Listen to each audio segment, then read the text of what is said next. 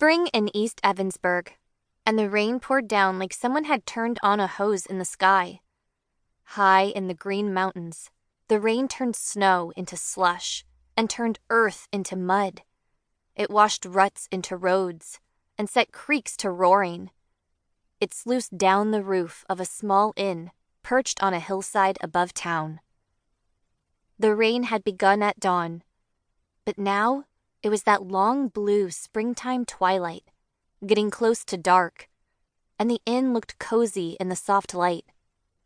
The walls of the inn were white wooden clapboards, neatly painted. The roof was red metal. The sign said, Moose Lodge, and it swung, creaking in the spring wind.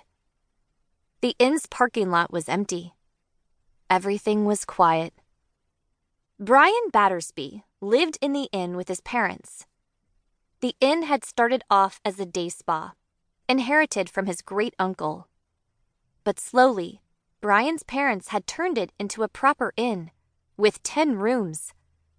It was a Tuesday in late April, and the lodge was empty. The skiers had all left for the year. The bikers and hikers hadn't come yet. There was no one in the lodge at all except for Brian and his 2 friends. His parents had gone down into East Evansburg. "We'll be back in a few hours with dinner," they had told him. "Don't burn the place down." "Sure," Brian had said. "No problem." But he'd gulped a little as he watched his parents drive away. He and his friends hadn't been alone in months. They'd been careful not to be alone. They felt safer when they weren't alone. Brian and his friends were in the main room of Moose Lodge. It was extremely cozy. There were paperbacks on shelves, magazines on tables, and a huge stone fireplace with a fire crackling. The door was locked. They felt safe. Well, sort of safe. They hadn't felt completely safe in months. "Spring rain is way worse than fall rain," said Brian, shoving aside his disquiet.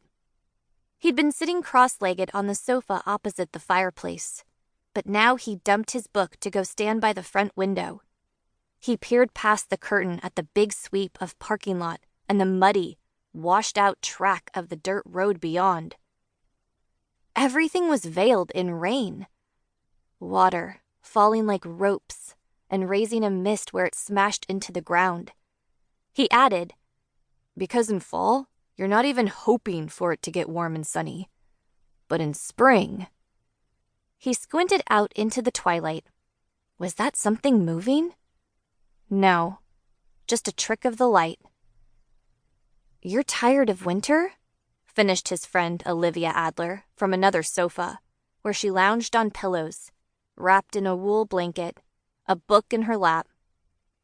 Ollie was taller than Brian. She had big dark eyes and corkscrewing curls that stood out all over her head. She took a sip from a mug of hot chocolate, trying to nab a marshmallow with her teeth. He heard her swallow before she asked uneasily, "See anything out there?" Brian kept watching the streaming window. "No," he said. "I don't mind the rain," chimed in Coco Zintner. Coco always looked on the bright side. She was sitting on the floor nearest the fireplace. She was practically in the fireplace. She was the smallest person in the 6th grade, and she got cold easily. A stack of books teetered at her side, and she sipped at her own mug, a knitted blanket around her shoulders. Her hair, which was pinkish, was braided down her back. "It's cozy in here." "Yeah," said Brian, a little doubtfully. They'd spent a lot of that winter holed up in cozy places. Long afternoons in the Egg, Ollie's old farmhouse. Weekend mornings in the small, neat house Coco shared with her mom in downtown East Evansburg. And plenty of time in Moose Lodge, where Brian and his parents lived.